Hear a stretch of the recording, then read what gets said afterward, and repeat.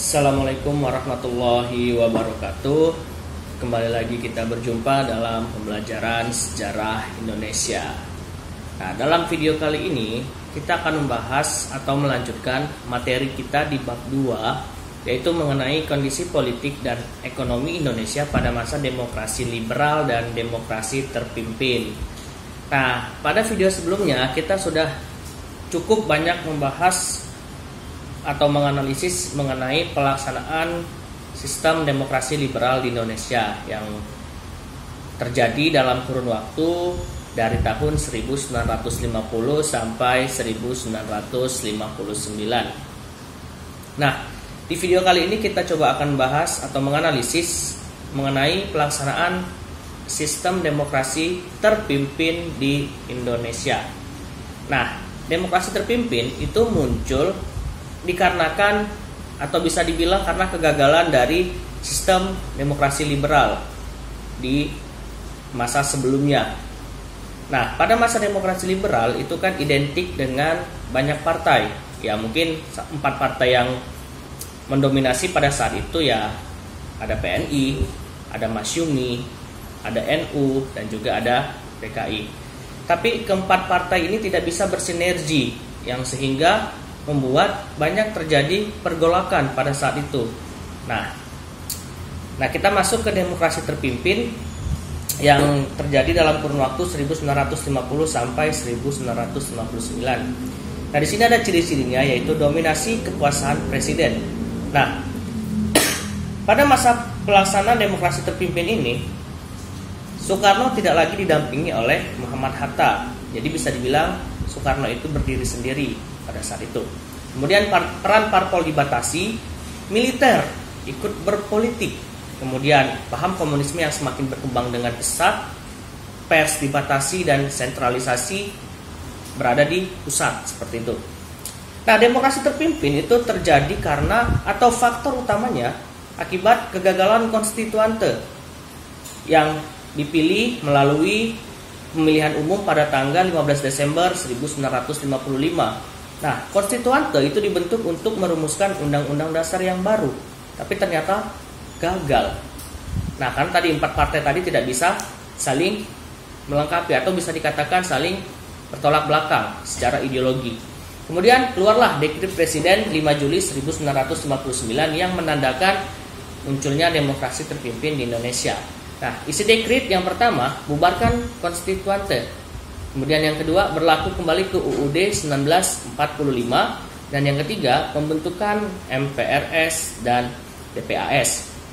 Nah, di sini tugas MPRS itu adalah untuk mengesahkan GBHN atau Garis Besar Haluan Negara. Sedangkan DPAS itu memberi jawaban atas pertanyaan presiden dan mengajukan usul kepada pemerintah. Nah, pelaksanaan demokrasi terpimpin itu dimulai atau diawali ketika pidato Soekarno tanggal 17 Agustus 1945 yang berjudul Penemuan Kembali Revolusi Kita atau sering dikenal dengan istilah Manipol atau Manifesto Politik. Nah, inti dari Manipol ini ada 5. Yang pertama yang disingkat dengan sebutan USDEK, yaitu UUD 1945, Sosialisme, Demokrasi Terpimpin, Ekonomi Terpimpin, dan Kepribadian Bangsa. Nah, pada masa demokrasi terpimpin, Presiden Soekarno menerapkan ajarannya yang dikenal dengan sebutan Nasakom, nasionalis, agama komunis, di mana Presiden Soekarno itu ingin merangkul semua kekuatan yang ada atau merangkul semua potensi yang ada agar Indonesia itu bisa menjadi negara yang kuat, seperti itu. Nah, pada masa itu, Presiden didukung oleh PKI dan Angkatan Darat atau mungkin sering dikenal dengan istilah pemerintahan segitiga sama kaki. Nah, di sini juga ada beberapa kabinet yang memerintah, ada kabinet kerja, kemudian juga ada kabinet Dwi Kora. Kemudian juga ada pembentukan poros Jakarta, Phnom Penh, Kamboja, Hanoi, Vietnam, Peking, Beijing, dan lain-lain. Nah, kemudian pembentukan MPRS. MPRS ini bertugas untuk melaksanakan manipol, ya tadi yang sudah tertuang dalam pidato Soekarno 17 Agustus 45. Terus mengangkat Soekarno sebagai presiden seumur hidup. Ini sebenarnya menyalahi prinsip demokrasi. Kemudian pembentukan DPR, GR, kemudian pembentukan DPAS, menyebarluaskan ajaran Nasakom, pembentukan Front Nasional, pembentukan Dewan Perancang Nasional Depernas yang berubah nanti menjadi Bappenas, Badan Perancang Pembangunan Nasional, kemudian membubarkan Partai Masyumi dan PSI. Kenapa dibubarkan? Karena mereka dianggap ikut terlibat dalam pemberontakan PRRI Permesta pada waktu itu. Dan juga Soekarno menilai bahwasannya banyak partai politik bukan semakin menguntungkan atau semakin membawa perdamaian, tapi malah membuat sebuah perpecahan. Maka dari itu Soekarno memulai, ya istilahnya memotong beberapa partai-partai yang dianggap tidak sejalan dengan pemerintah, seperti itu.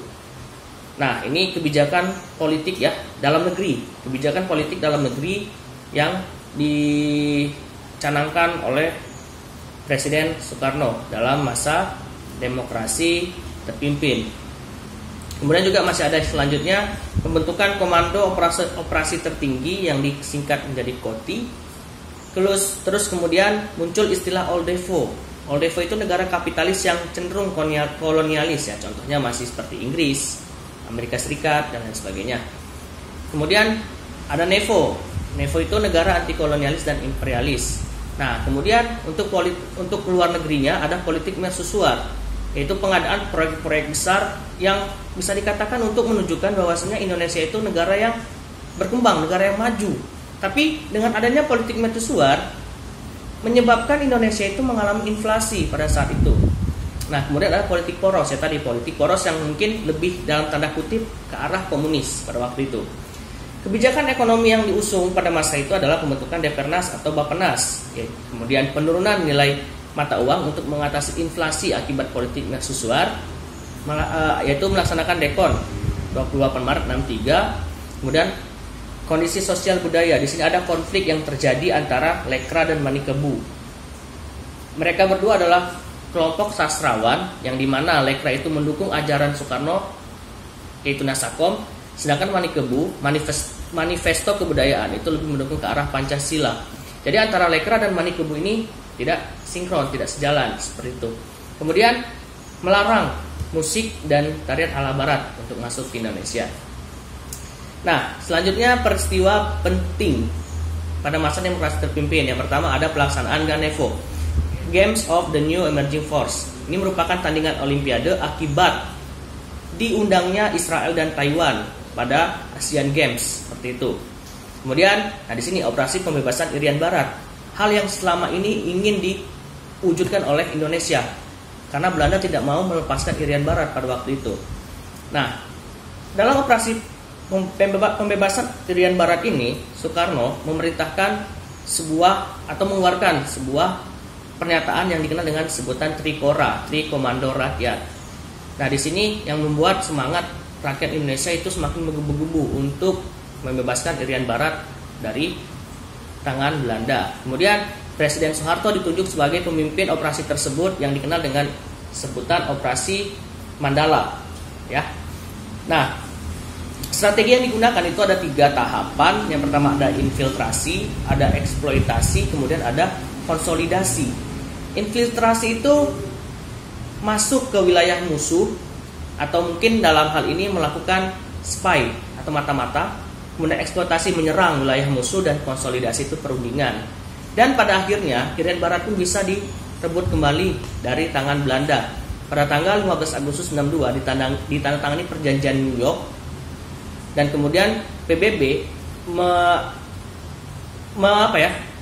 PBB mendirikan sebuah lembaga yaitu UNTEA untuk memastikan bahwasannya dalam 1 tahun ke depan Irian Barat sudah bisa diterima oleh Indonesia seperti itu. Kemudian ditambah dengan PPRA, penentuan pendapat rakyat. Nah, kemudian ada konfrontasi Indonesia-Malaysia. Ini dilatar belakangi karena Indonesia beranggapan atau Soekarno beranggapan Malaysia ini merupakan sebuah negara neokolonialis, di mana Malaysia ingin menggabungkan Sabah, Singapura, Malaya, dan Sarawak.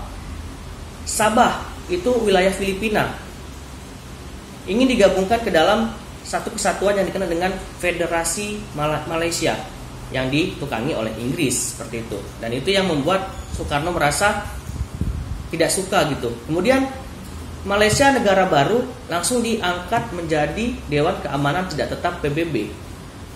Nah, kemudian karena hal tersebut, rakyat Malaysia juga sama melakukan demonstrasi anti Indonesia di Kuala Lumpur waktu itu dengan merobek foto Soekarno dan menginjak lambang Garuda.